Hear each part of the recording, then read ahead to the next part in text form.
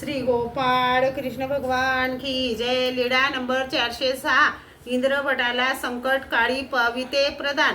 आबाईसा गोराईसा व इंद्रभटाने सर्वज्ञांच्या ठाई पूजेचा सोहळा केला। नंतर ते गावाला निघाले। रस्त्यात गौराईसाचे पोट दुखू लागले। तेव्हा आबाईसाने म्हटले, इंद्रभट्टो, सर्वज्ञांजवळ जा। सर्वज्ञान पुढे गौराईसाचे पोट दुखत आहे असे सांगा। मग ते सर्वज्ञांजवळ आले। सर्वज्ञांनी विचारले, का आलेत?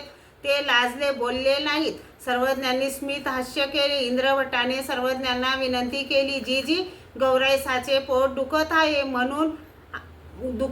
म्हणून आबाईसाने मला पाठविले। मग सर्वज्ञांनी आपल्या हातातील सुताचे जानवे दिले।